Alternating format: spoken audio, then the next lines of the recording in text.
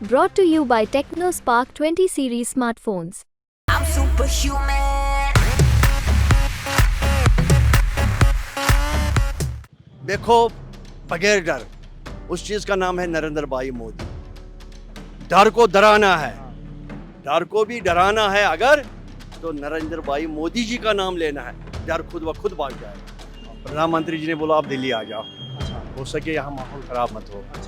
Milton do ने बोला कि हम उधर गोली मार देंगे जो उधर तिरंगा फहराएगा। नरेंद्र भाई मोदी जी ने बोला किसी ने माँ का दूध पिया है तो लाल चौक में ही हम बात करेंगे। नरेंद्र भाई मोदी जी को प्रणाम करो। जब उन्होंने इतना मन बनाया है मैं मिलूंगा लोगों से, क्या मसला है, किस तरह है, तो दिल वाला होना चाहिए। मतलब देखिए, जब इसने बोला किसके माँ ने दूध पिया है, अब इसके माँ ने दूध, इसने खुद अपनी माँ का दूध पिया है, घूमा है कश्मीर में, मिला है लोगों से। जो आज का देश का प्रधानमंत्री है, कश्मीर के गली गली का इसका नुक्कड़ नुक्कड़ का पता है क्या मसला है, क्यों यहाँ गन उठा है, इसको वो भी पता है, किस तरह से दवा ही करना है। मतलब ये एक ऐसा डॉक्टर बन गया है 93 में, घर घर घूमा। नमस्ते। इस वक्त हम डल झील के किनारे खड़े हैं और हमारे साथ एक बेहद ही खास शख्सियत मोहम्मद अशरफ आज़ाद साहब हैं। इनकी तस्वीरें देश ने तब जानी जब भारत के प्रधानमंत्री से इनकी एक मुलाकात होती है और वो ये बात कहते हैं कि भाई मैं आज अपने बरसों पुराने मित्र से मिला हूँ। और उसके बाद हर कोई ये जानने की कोशिश में जुट जाता है कि आखिर ये शख्स कौन है, कि जम्मू कश्मीर, खासकर कश्मीर के अंदर एक इंटीरियर इलाके का व्यक्ति जिसके बारे में देश नहीं जानता था, उस व्यक्ति को प्रधानमंत्री ने अपना मित्र कह के जब देश को बताया तो सब हैरान रह गए। तो सर क्या कहानी है? भारत के प्रधानमंत्री वो अब हैं, लेकिन जिस दौर में दोस्ती हुई थी वो क्या दौर था, किन वजहों से मुलाकात हुई थी, क्या रहा सफ़र, जरा बताएं आप हमारे बच्चों को। बिस्मिल्लाहिर्रहमानिर्रहीम। ये मान लीजिए कि ये वो हसीन लम्हे थे 92 की। अच्छा जब मैं नरेंद्र भाई मोदी से मिला, अच्छा। तब ये प्रधानमंत्री नहीं था। हाँ। एक कैंपेनिंग चली यहाँ, अच्छा यहाँ दहशत का माहौल था। जो हिंदुस्तान का नाम लेने वाला इज्जत से हाँ। उसको सिर पे या सीने पे गोली मारते थे। अच्छा तो उसी ज़माने में 92 में न्यूज़ में आ रहा था कि भारतीय जनता पार्टी हाँ। कश्मीर घाटी में लाल चौक में हाँ। तिरंगा फहलाएगी अच्छा 26 जनवरी। अच्छा। न्यूज़ में चलता, मैं कहाँ इसमें, मुझे पता नहीं, लेकिन एक चीज़ हुआ है कि मिल्टन डू ने बोला कि हम उधर गोली मार देंगे हाँ। जो उधर आएगा। तिरंगा फहराएगा हाँ। देश का। तो यहाँ से बीजेपी वाले नहीं, हमने तो करना है, फहराना है। उसी वक्त नरेंद्र भाई मोदी जी ने बोला किसी ने माँ का दूध पिया है तो लाल चौक में ही हम बात करेंगे। हाँ। ये भी न्यूज़ में, हाँ, टीवी हाँ, में ये भी आए। हाँ, मैंने बोला ये भाई ये है, इसमें दम है, कोई आदमी है हाँ। जो इस माहौल में ऐसी बात करता है, तो मैं जाऊंगा उसको मिलने के लिए, देखने के लिए। अच्छा। देखने के लिए, मिलने की तो तमन्ना थी, हाँ। लेकिन देखने के लिए। और हमारे देश का तिरंगा यहाँ कोई चढ़ाने वाला है, इतने खराब माहौल में बंदूक है, बारूद है, ग्रेनेड है, तो है कौन ये आदमी जो बोलता है नहीं जी मैं देखूं किसका हिम्मत है, किसने माँ का दूध पिया है, हम उधर लाल चौक में तिरंगा फहराएंगे।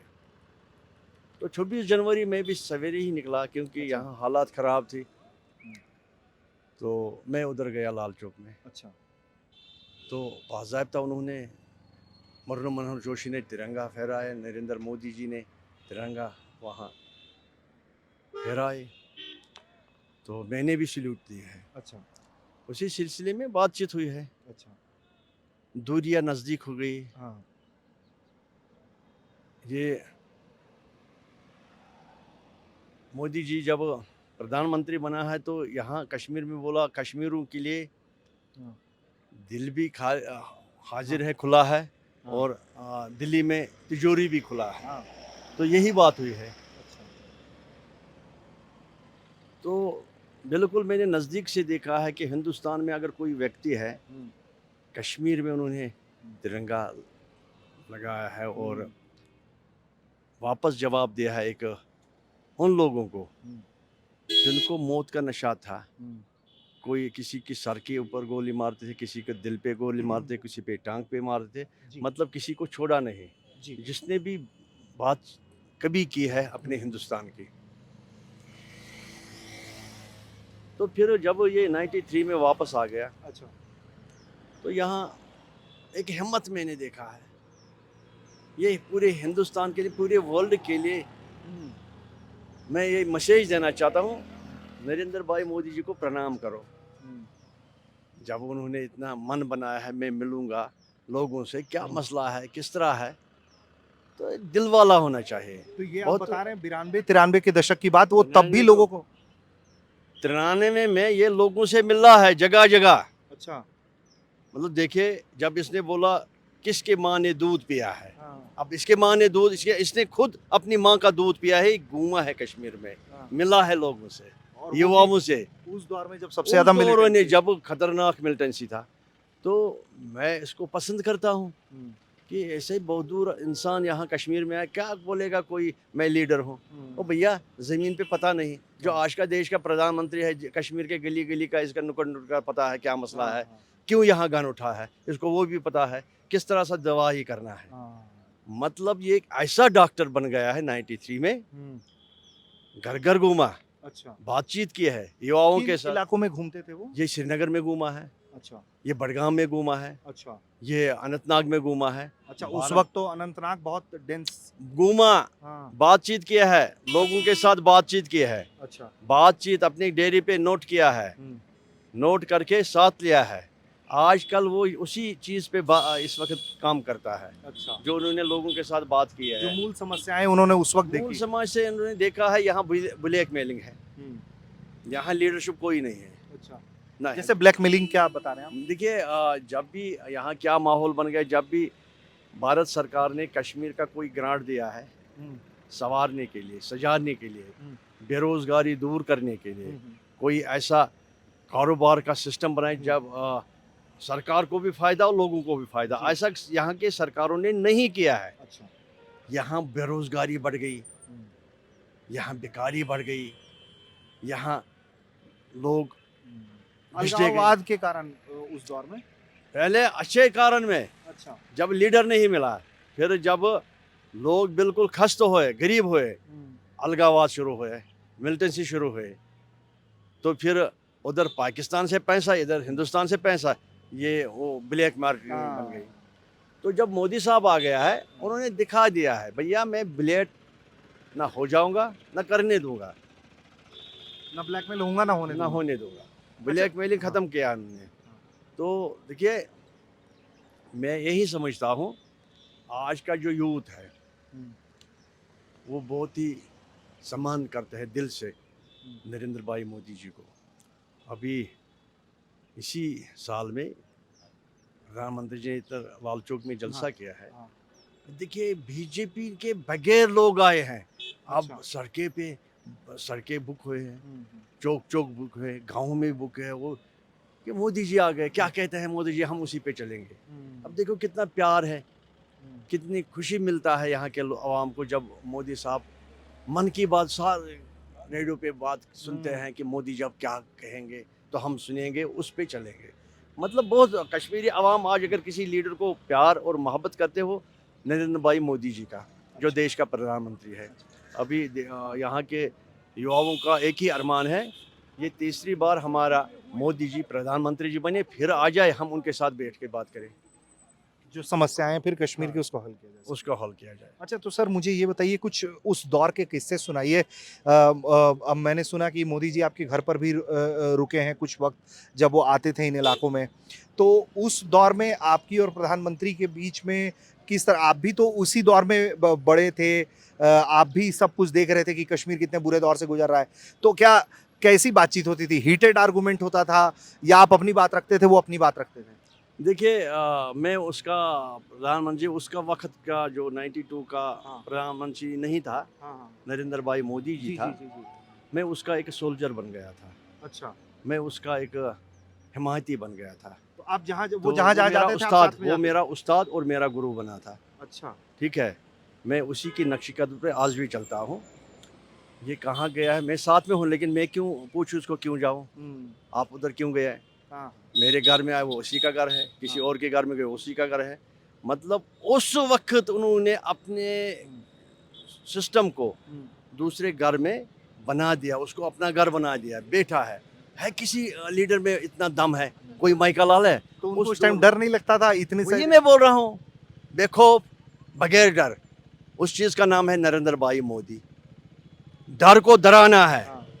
डर को भी डराना है अगर, तो नरेंद्र भाई मोदी जी का नाम लेना है, डर खुद व खुद भाग जाएगा।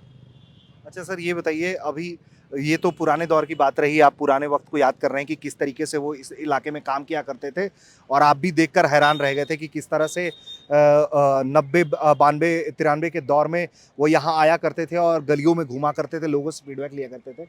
अभी जब हाल में आपकी मुलाकात हुई थी, तो क्या पुराने वक्त को ही याद किया आप लोगों ने, या कुछ और भी मसले थे? 370 को लेकर भी हम लोग सुनते हैं बहुत सारे किस्से आपसे जुड़े हुए, क्या कुछ रहा है वो भी जरा बताइए। देखिए बाद में ये बन गया है यहाँ हमारा नेशनल जनरल सेक्रेटरी, फिर बन गया जम्मू कश्मीर का प्रभारी। उस दौर में भी इनके साथ मुलाकात, उसका आदेश जब भी मिलता हम उस पर काम करता था। अच्छा, जब करगिल में पाकिस्तानियों ने हमला किया है, तभी उन्होंने फ़ोन, ये हमारा प्रभारी था जम्मू कश्मीर का, उन्होंने दिल्ली से मुझे फ़ोन किया, अशरफ आज़ाद उधर जाओ, अच्छा, लोग जाते हैं हवाई तो आप जाओ ज़मीन। हाँ, तो हमारे साथ बहुत सारे लोग गए। मतलब जब भी यहाँ कोई घटना घटती थे हाँ, तो कोई ना कोई आदेश मिलता था उनका, इसलिए मैंने उसको गुरु माना ना, तो इसलिए मुझे मानना ही पड़ता था। हाँ। जब किसी को उस्ताद माना है, गुरु हाँ। माना है। जब यहाँ फारूक अब्दुल्ला साहब की असेंबली ने वो अटानामी पास की है, हाँ। तो हमने उसके ऊपर विरोध किया है। अच्छा, हमने बिल्कुल विरोध किया है। वही विरोध, वही कुर्बानी रंग ला रहे हैं आहिस्ता आहिस्ता। वो नरेंद्र भाई मोदी साहब के कहने पे जब उड़ी पे हमला किया तो उधर भी गए हैं। हमने अच्छा, फौज के साथ हमने बिल्कुल शाना बशाना, यहाँ करगिल हम गए फौज के साथ शाना बशाना। मतलब जब उधर हमारे सिख भाइयों को मार दिया गया है तो उधर भी हम गए हैं, लेकिन आदेश कौन देने वाला था? नरेंद्र भाई मोदी जी।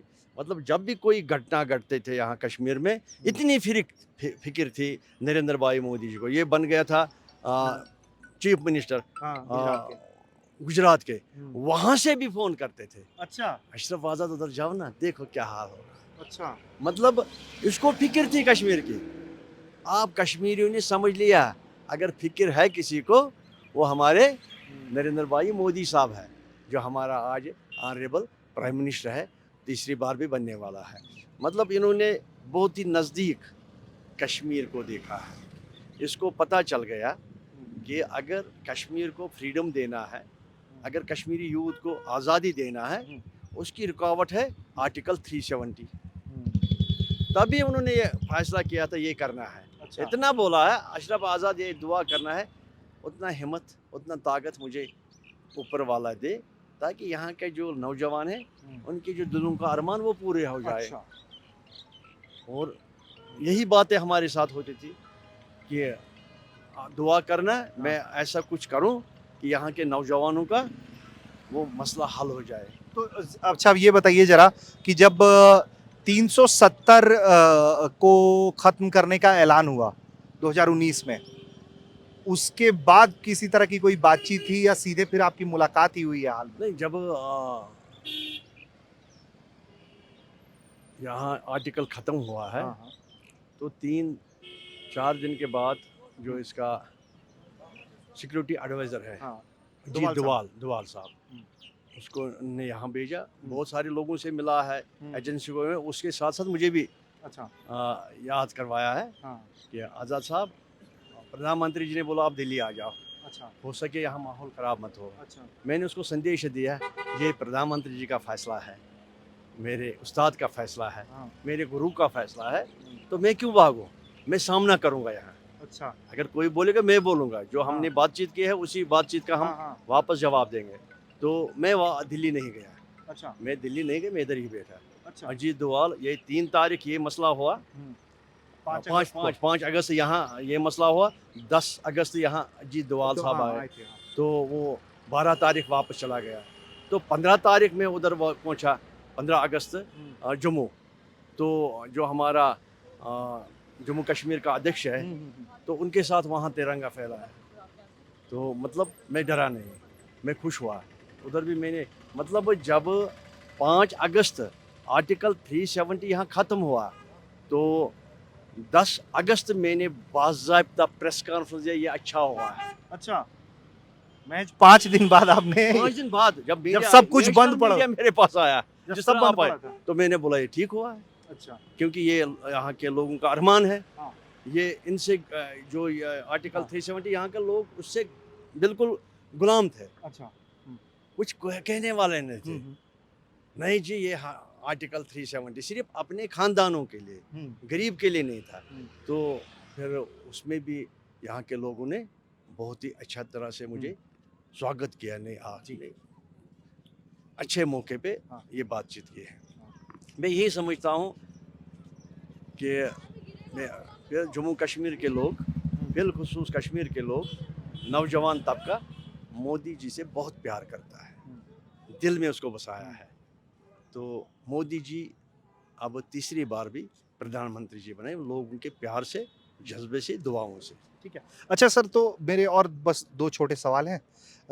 तो सवाल मेरा एक ये भी है कि जिस तरह से 370 ख़त्म किया गया, कुछ हलकों में अभी भी जो सियासतदान हैं वो कहते हैं कि भाई हमारी हुकूमत आएगी तो हम इसको वापस लाने की कोशिश करेंगे, हम बात करेंगे। बीजेपी की सरकार ऐसा थोड़ी है कि हमेशा ही रह जाएगी।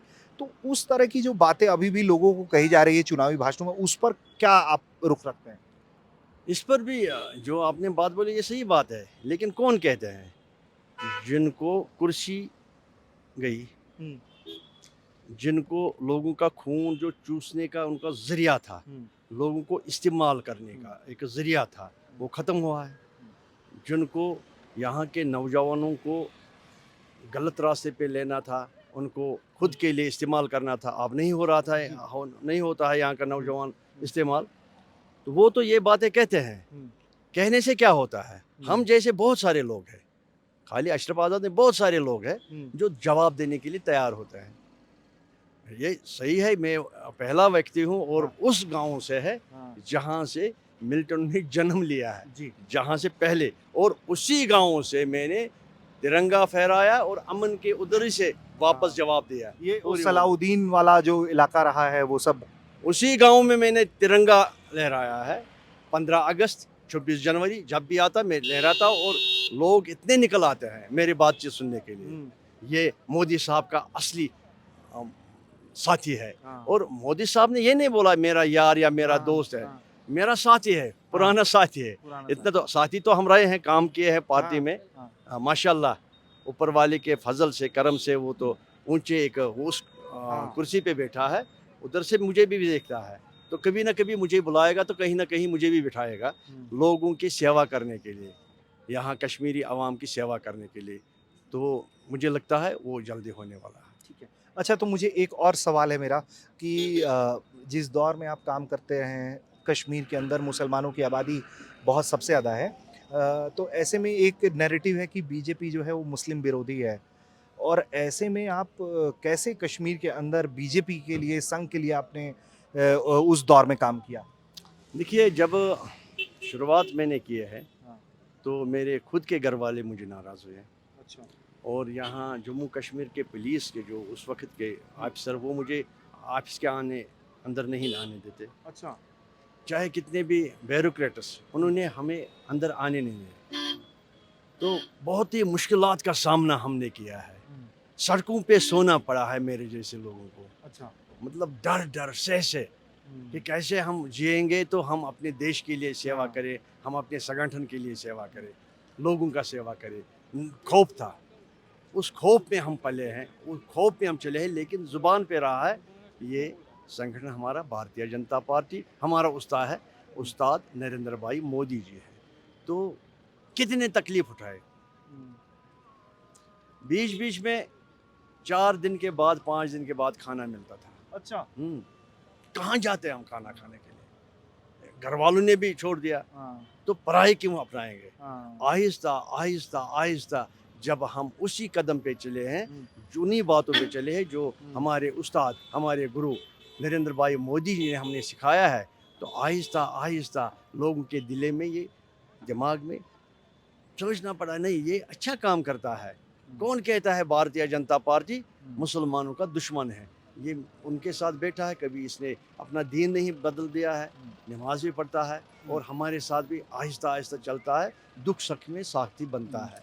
तो माहौल बहुत ही गंभीरा था जब हमने भारतीय जनता पार्टी का झंडा किया है, देश के लिए काम किया है, बीजेपी के लिए काम किया। ये मान लो हमने मौत के वादी में काम किया है, लेकिन सिखाया है नरेंद्र भाई मोदी ने।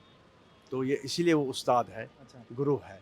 उसने सिखाया है मौत के वादे में कैसा काम करना है। जब उनने खुद किया 4 दिन, 5 दिन, 10 दिन, तो हम सीख गए हमने किस तरह काम करना है। ठीक है, आज भारतीय जनता पार्टी, तब तक 2 ही सीट भारतीय जनता पार्टी के पास, एक अटल बिहारी वाजपेयी स्वर्गवासी और LK अडवाणी जी, यही 2 सीटें थे जब मैंने इससे हाथ मिलाया।